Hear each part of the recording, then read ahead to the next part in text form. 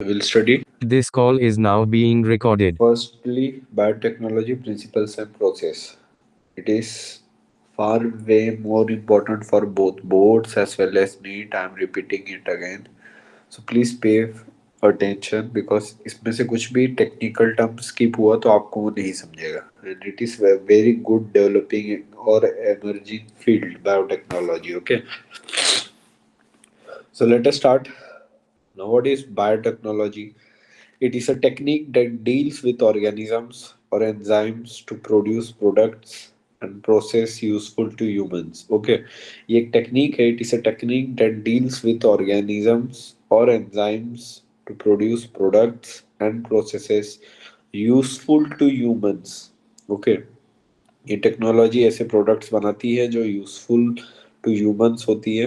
Now boards में आपको EFB European federation of biotechnology की डेफिनेशन आती है. तो EFB European federation of biotechnology की डेफिनेशन है the integration of natural science and organism sales parts thereof and molecular analog for the products and services. तो ये definition as it is without of and the article preposition को shift किया आपको याद रखना पड़ेगा. The integration of natural science and organisms cells parts thereof and molecular analog for products and services. Now principles of biotechnology, there are two principles. पहला genetic engineering.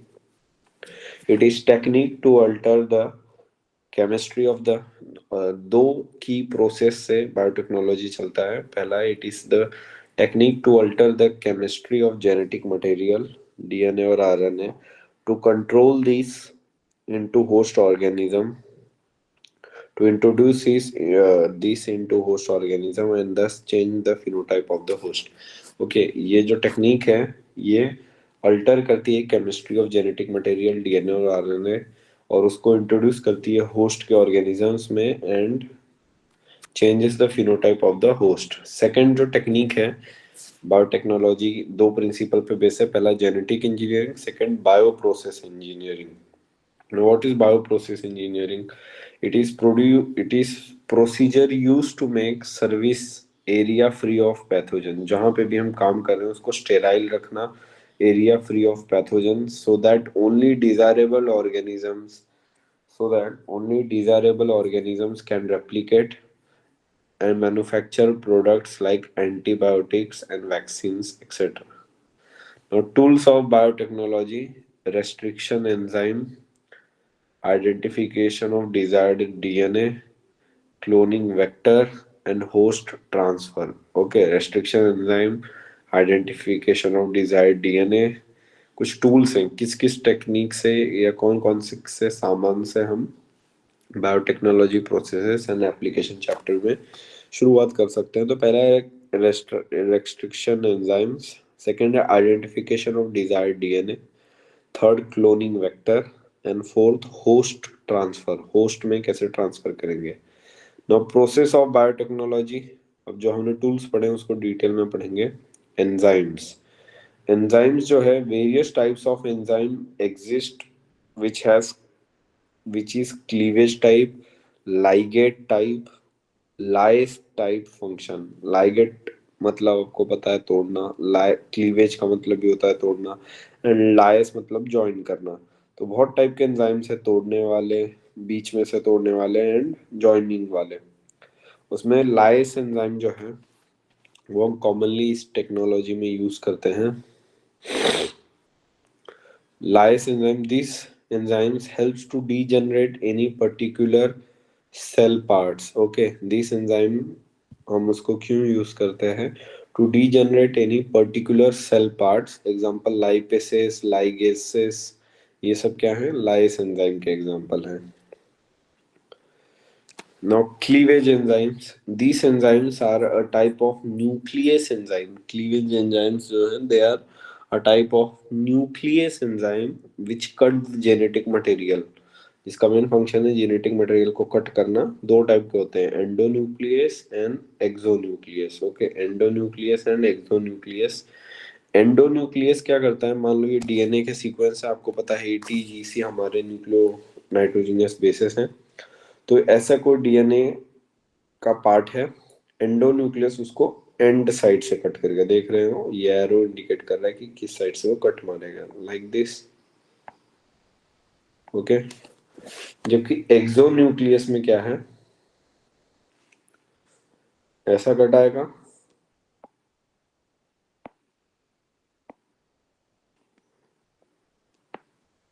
इसमें outside पीछे की तरफ से एंड पार्ट से कटिंग शुरू होगी और सेंटर टुवर्ड्स द सेंटर की डायरेक्शन जाएगा। तो एंडोन्यूक्लियस में एंजाइम जो है सेंटर पे टारगेट करता है कट करने के लिए, वेरस एक्सोन्यूक्लियस के अंदर वो एंड में टारगेट करता है। ओके, नाउ नीचे लिखा भी exonuclease cuts the nucleotide from the ends, and यहाँ पे क्या आ जाएगा, cuts the nucleotide with in the sequence. Okay,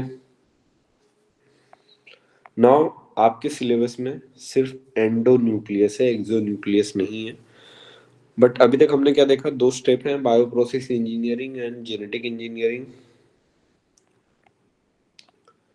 और उसके बाद हमने कुछ पार्ट्स देखे क्या क्या यूज करके हम बायोटेक्नोलॉजी करते हैं। तो उसमें restriction enzyme, identification of desired DNA, cloning vectors and host transfer and process of biotechnology. अब हम उसमें पढ़ेंगे एंजाइम्स। एंजाइम्स हमने देखे cleaving type, ligase type and ligase type. उसमें से हमें पढ़ना है लाइस एंजाइम। लाइस एंजाइम जो होते हैं वो डीजनरेट करते हैं कोई भी एक ग्रुप्स को।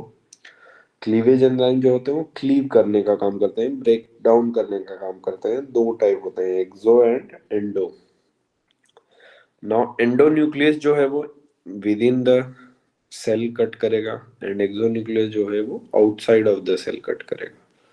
Now endonuclease, how it makes the cut, it always recognizes. हमें मेन एंडोन्यूक्लियस पढ़ना है, तो कैसे काम करता है, it always recognizes a palindromic sequence.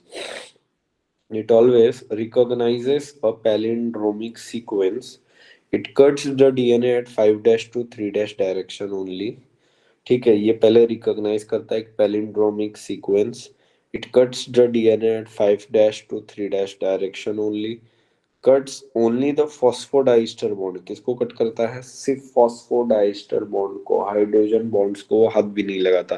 तो फॉस्फोडाइस्टर बॉन्ड्स अगर मैं यहाँ पे बात करूँ, तो these are phosphodiester bond, this, ये फॉस्फोडाइस्टर बॉन्ड है, ये हाइड्रोजन बॉन्ड्स है।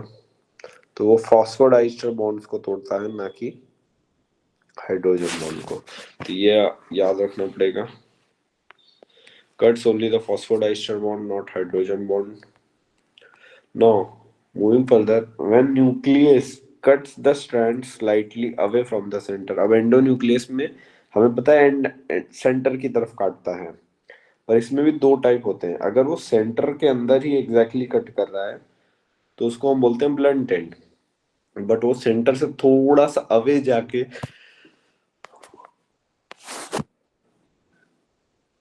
उस सेंटर के टर्मिनेशन पे कट कर रहा है, उसको बोलते हैं हम sticky and. When nucleus cuts the strand slightly away from the center, it is called as sticky end. And when the nucleus cuts the strand exactly in the center, it is called as blunt end. जैसे मैंने example दिया, ये एक DNA sequence है, इसमें centre कहाँ है, यहाँ पे कट मारना चाहिए था उसे, बट आप देखोगे वो सेंटर से थोड़ा सा दूर इधर, और इसमें थोड़ा सा दूर इधर। कहाँ पे कट मारा है, थोड़ा सा सेंटर से दूर, it is called as sticky end. और हमेशा याद रखो, कट यहाँ मारा तो यहाँ पे इस साइड क्यों नहीं मारा, यहाँ पे क्यों मारा, हमेशा 5' एंड टू 3' एंड कट मारता है, मतलब इस डायरेक्शन में कट मारेगा। इसमें ये 5' है, 3' है, cut will be according to this side. यहाँ पे कट सी और टी के बीच में यहाँ पे नहीं मारेगा, हमेशा कट 5' टू 3' डायरेक्शन के साइड लगेगा, जो कि ऑपोजिट है। इसलिए आप बोल सकते हो एंटी पैरेलली कट मारता है वो। डन, बस आपको ये याद रखना है, ये 5' 3' 3' 5'। ओके, इसमें भी वही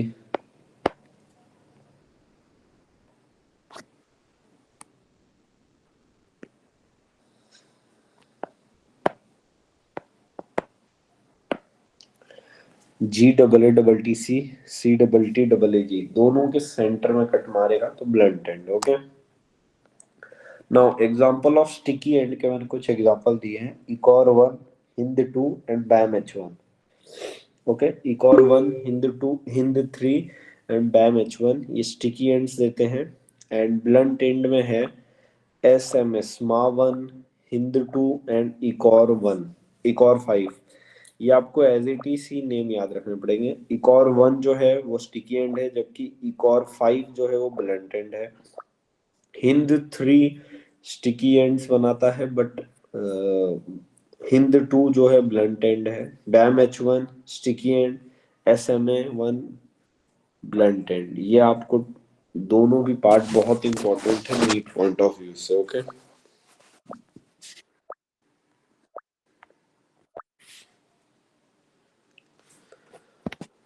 ठीक है। अब हार्ड भेजने से ज्यादा फोकस करो, कंसंट्रेट करो पढ़ने पे भी।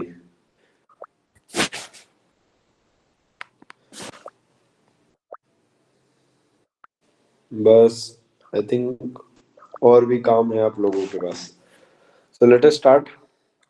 स्टिकी एंड्स जो है वो इकोर 1, हिंद 3 और बैम H1 देंगे।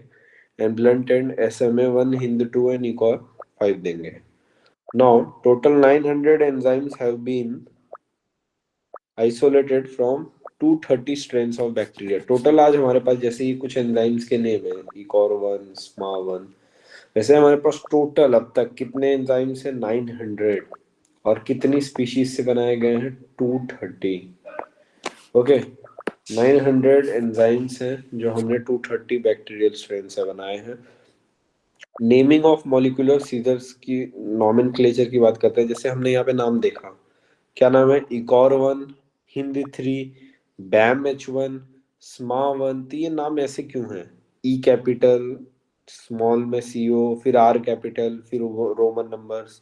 तो इसका एक नॉमेनक्लेचर है। वी हैव जो बायोटेक्नोलॉजी बायोकेमिस्ट्री डिपार्टमेंट है, उन्होंने इसका नॉमेनक्लेचर रखा है एंजाइम का। Naming of the molecular scissor या रेस्ट्रिक्शन एंजाइम या रेस्ट्रिक्शन एंडोन्यूक्लियस, तीनों एक ही नाम है। आप उसे रेस्ट्रिक्शन एंजाइम बोल दो, मॉलिक्यूल को कट करने वाला सीजर बोल दो, या रेस्ट्रिक्शन एंडोन्यूक्लियस बोल दो, क्योंकि हम पढ़ी एंडोन्यूक्लियस रहे हैं। तो अभी तक हमने देखा endonuclease total 900 enzymes we have discovered from 230 bacteria. अब हम नॉमेनक्लेचर देखेंगे। नॉमेनक्लेचर में है सबसे पहले इकोर 1 का एग्जांपल यहाँ दिया है। तो देखो, EcoR 1, the first letter denotes the genus of the bacteria. अब देखो इसमें फर्स्ट लेटर कौन सा है? ई, ये फर्स्ट है। ये दोनों मिला के सेकेंड है। ये थर्ड लेटर है और ये फोर्थ लेटर है। पहले तो आपको ये लेटर पता होना चाहिए। Okay, the first letter denotes genus of the bacteria. क्या एक्सप्लेन करता है वो कि जीनस क्या है? तो जीनस हमेशा हम कैपिटल लेटर में लिखते हैं। आपने 11th में फर्स्ट में पढ़ा होगा, फर्स्ट चैप्टर में। तो genus is always in capital letter. तो यहाँ पे इकोर 1 जो भी हमने जिस बैक्टीरिया से निकाला है, याद रखो एंजाइम्स बैक्टीरिया से निकले हैं। तो ई स्टैंड फॉर जीनस। और ये कौन सा बैक्टीरिया है? एस्केरिया कोलाई। ये बैक्टीरिया का नाम है। तो फर्स्ट लेटर जीनस है वो हमने वहां लिख दिया। CO स्पीशीज है, स्मॉल लेटर में लिखते हैं स्पीशीज को, तो CO यहाँ पे लिख लिया। ठीक है। और R जो है थर्ड लेटर जो है वो क्या बताता है? स्ट्रेन। क्या बताता है? स्ट्रेन, रफ है या स्मूथ, दो ही स्ट्रेन होंगे। ओके, एंड फोर्थ लेटर जो है वो इंडिकेट करता है यूनिक डिस्कवरी या ऑर्डर ऑफ द डिस्कवरी। देखो, the first letter denotes genus of the bacteria, second and third letter denotes species, fourth letter denotes strain of the bacteria, rough है या smooth।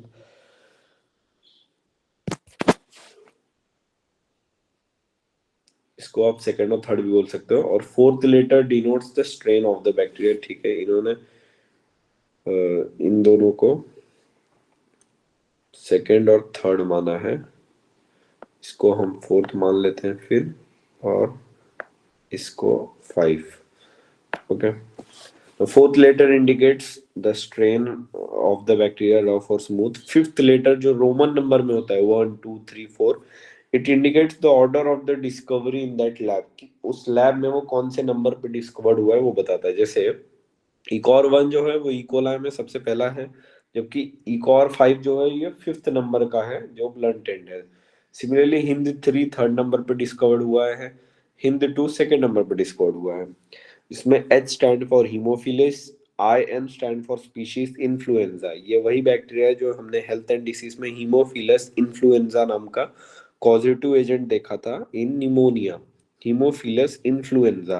तो H stand for Haemophilus and I N stand for influenza, D is the strain and Roman number is 2 and 3 respectively. Okay, that is how we have done nomenclature. जैसे एक और example ले लेते हैं। हिंदी का मैंने दिखाया, genus, species, strain, Roman number. Done. We will move further. The first restriction enzyme was Hind 2। सबसे पहले जो ढूंढा गया था रेस्ट्रिक्शन एंजाइम उसका नाम है हिंद 2। ये आपको याद रखना पड़ेगा। हिंद 2 ब्लंट एंड देता है, ब्लंट एंड आपको पता है। How the first enzyme was isolated, कैसे आइसोलेट किया गया था? तो एक बैक्टीरिया के अंदर जब बैक्टीरियोफेज इंजेस्ट कर रहा था तो हमने देखा ये वाला जो है ये इसका जीनोम है वायरस का। Bacteriophage is the virus which infects virus, and ये इसका खुद का सेल्फ है। तो इन्होंने देखा, इन्होंने दो एक एंजाइम निकाला। दो एंजाइम में था, एक में मिथाइलेस, दूसरे में रेस्ट्रिक्शन या अल्कलाइन फॉस्फेट।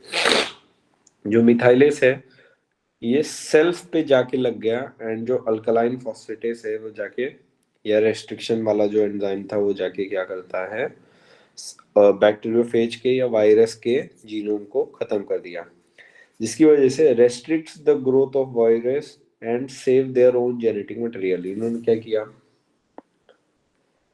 ये जो खुद का प्लाज्मिड था और मैं उसके प्लाज्मिड को बैक्टीरियोफेज को ब्लू कलर से दिखाऊंगा। ओके,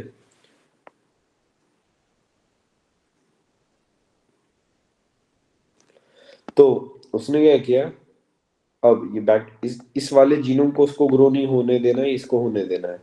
तो उसने क्या किया, दो एंजाइम निकाला, एक मिथाइलेस, दूसरा रेस्ट्रिक्शन एंजाइम। तो उस रेस्ट्रिक्शन एंजाइम में से मिथाइलेस ने जाके सेल्फ वाला जो था उसके ऊपर ऐसी कवरिंग बना ली, ऐसी।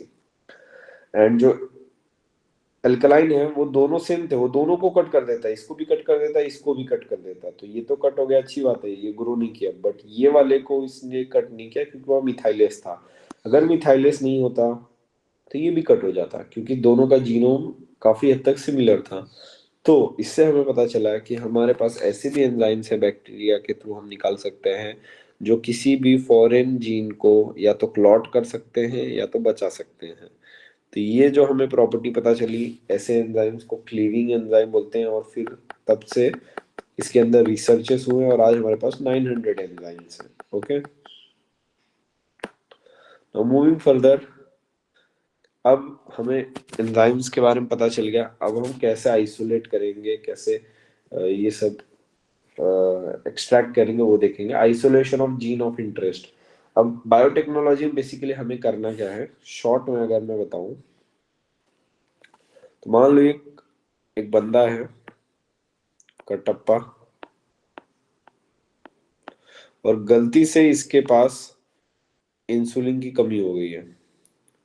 इसको डायबिटीज हो गया है। अब पहले इंसुलिन हम लोग गाय और भैंस से लेते थे उनके पैंक्रियास के थ्रू, बट वो काफी एलर्जिक था। तो हमने क्या किया, कटप्पा के इंसुलिन प्रोड्यूसिंग जीन को निकाला और बैक्टीरिया के अंदर डाल के कल्टीवेट करा के उससे बहुत सारा लैब में इंसुलिन बना लिया, और वो इंसुलिन हमने कटप्पा को दे दिया।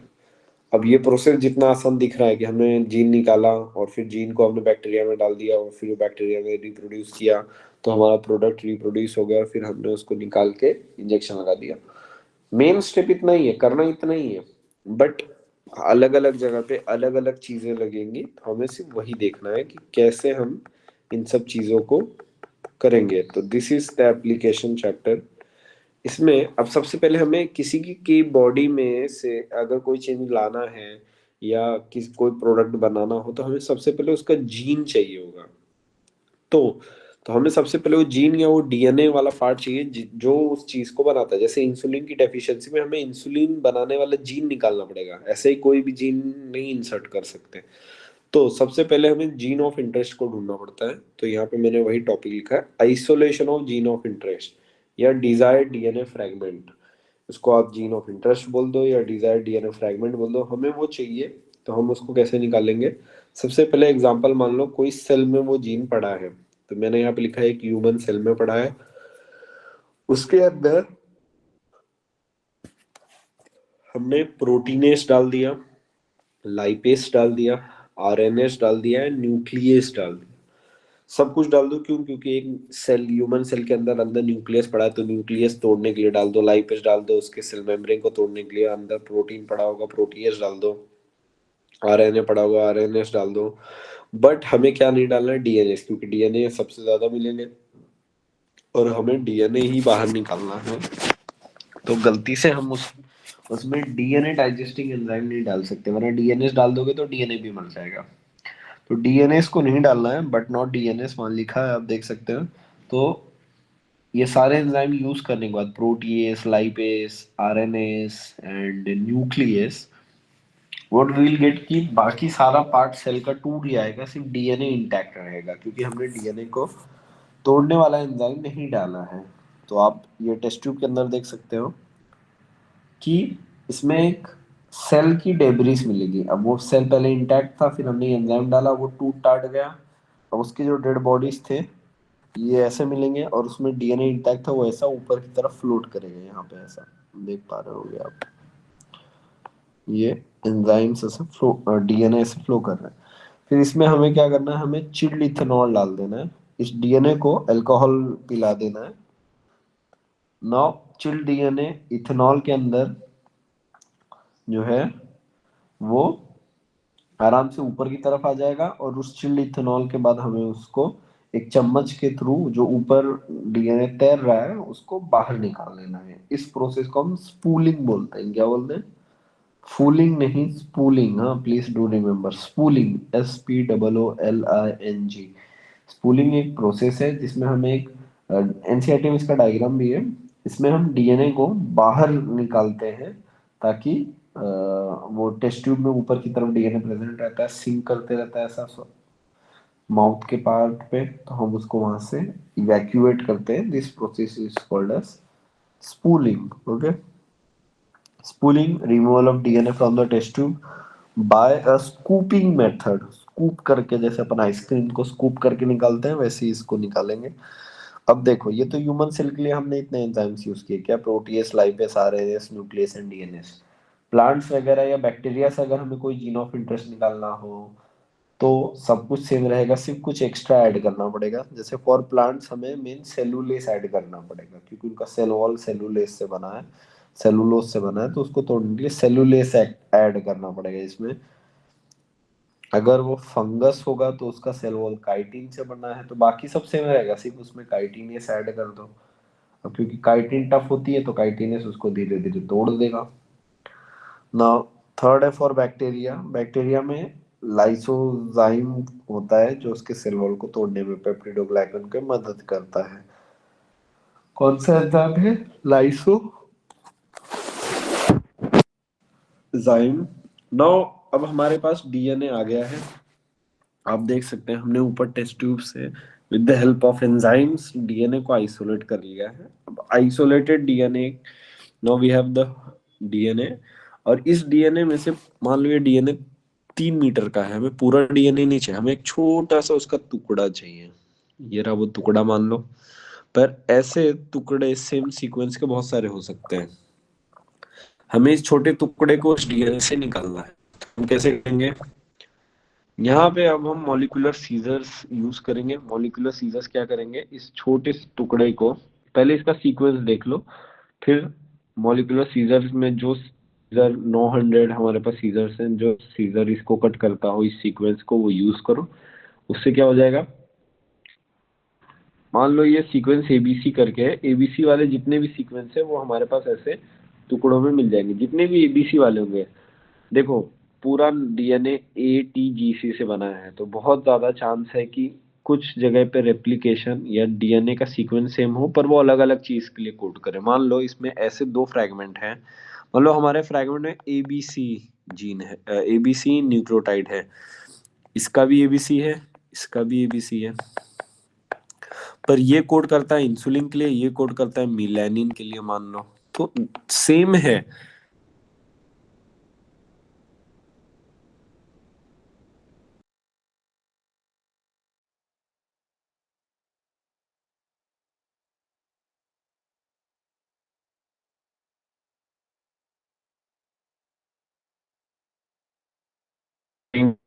कर सकता है। ओके, तो ये कुछ एग्जांपल है,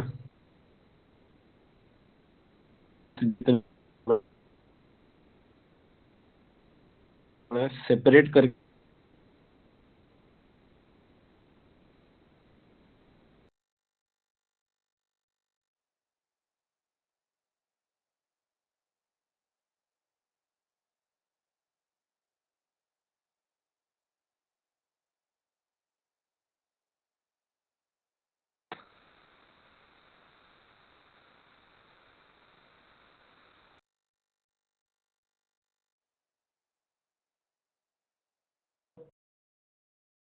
हम अपना जीरो ऑफ इंटरेस्ट ढूंढेंगे।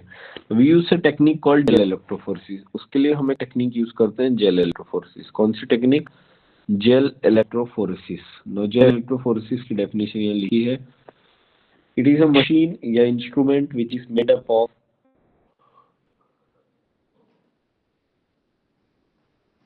it is a machine or instrument which is made up of semi-liquid medium called agarose. Agar और agar में फर्क है। Agarose is semi-liquid in consistency and agar is quite solid type in appearance. So ये agarose है which is obtained from seaweed. Seaweed मतलब algae. Now कौन सी species से मिलता है? ग्लाइसीडियम या ग्रेसिलेरिया। आई गेस ये रेड और ग्रीन algae उस टाइप्स हैं। ग्लाइसीडियम एंड ग्रेसिलेरिया, ठीक है, एगारोस। और वो एगारोस कहाँ से मिलते हैं? Seaweed, Gelidium and Gracilaria. It has two and.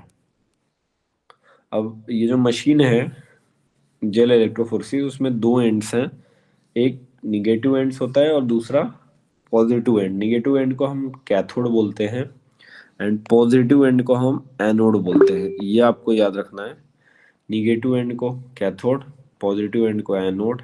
Electricity हम फिर प्रोवाइड करते हैं। Now it has wells in it to load the fragments. उसके अंदर ऐसे वेल्स बने रहते हैं जिसके अंदर हम फ्रैगमेंट लोड करते हैं। कुछ ऐसी दिखती है मशीन, देखो ये वेल्स हैं जिसके अंदर हम फ्रैगमेंट्स डालते हैं। ये कैथोड है या निगेटिव एंड है, ये एनोड है या पॉजिटिव एंड है। और यहाँ पे अब हमारे पास जो ऊपर हमने यहाँ पे टुकड़े देखे थे, ये देखो, ये हमारे पास डीएनए के फ्रैगमेंट्स हैं। इन सब को हम यहाँ पे एक एक के अंदर रख देते हैं। मान लो यहाँ पे रख दिया, हमारा जीन ऑफ इंटरेस्ट यहाँ पे बैठा है, सॉरी यहाँ पे, पर हमें नहीं पता, हमें इसको ढूंढना है। तो हम मार्केट से एक मार्कर लाएंगे। क्या लाएंगे? मार्कर। मार्कर क्या होता है? हमें जो जीन ऑफ इंटरेस्ट चाहिए उसका वेट के हिसाब का एक और जीन होता है। अब देखो, मार्कर को मैंने ग्रीन कलर से कर दिया है। अब देखो, अब होता क्या है, जिस जीनों का जितना भी वेट होगा उसके अकॉर्डिंग वो अरेंज हो जाएगा। क्यों? क्योंकि डीएनए निगेटिव चार्ज है, तो एनोड के पॉजिटिव साइड जाने की कोशिश करेगा। ओके, एनोड के पॉजिटिव साइड जाने की कोशिश करेगा। अब उसके पॉजिटिव साइड जाने के लिए जितना फ्रैगमेंट साइज छोटा होगा उतना ज्यादा वो डिस्टेंस कवर करेगा। तो यहाँ पे आपको एक ही चीज याद रखनी है, डिस्टेंस।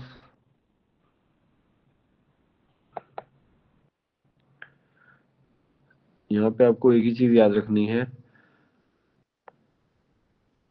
हम्म, कि डिस्टेंस जो है वो इनवर्सली प्रोपोर्शनल है साइज के। यही कॉन्सेप्ट यहाँ पे लगेगा।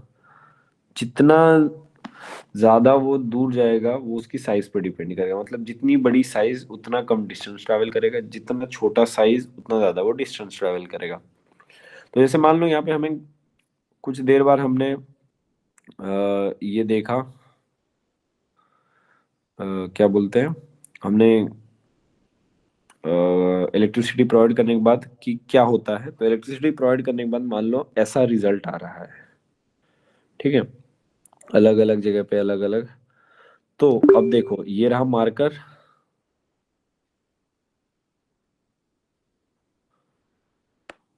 ये रहा मार्कर, और बस हो गया हमारा काम। मार्कर के सीधे में जो भी आएगा, अब देखो ऐसा देखोगे तो क्या आ रहा है, ये वाला आ रहा है, this will be our gene of interest. Okay, this will be our gene of interest, this marker के सीधे में जो भी आएगा वो हमारा जीन ऑफ इंटरेस्ट है। ओके, तो हमने हमारा जीन ऑफ इंटरेस्ट को आइसोलेट कर दिया।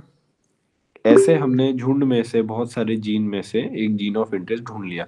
अब नीट में क्वेश्चन क्या आ सकता है, ये वाले फ्रैगमेंट के बारे में बताओ और ये वाले फ्रैगमेंट के बारे में बताओ।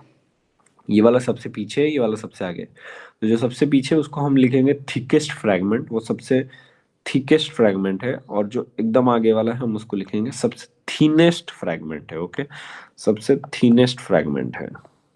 Done. Now the band,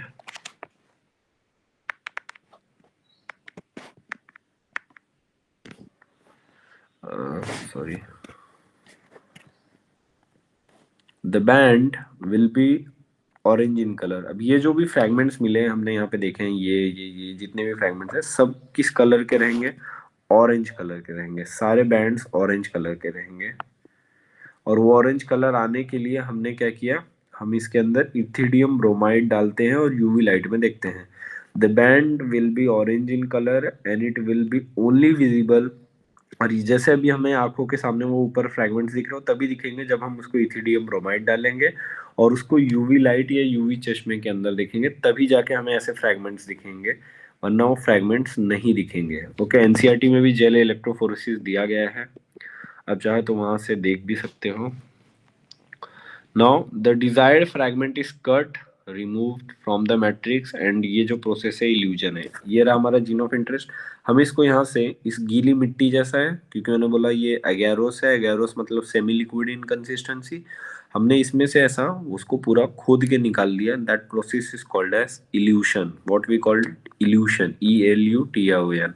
the desired fragment is cut and removed from the matrix and it is called as illusion. Okay, done. So that is all for today. Amplification and all we will study tomorrow. I hope आप लोगों को ये समझा हो.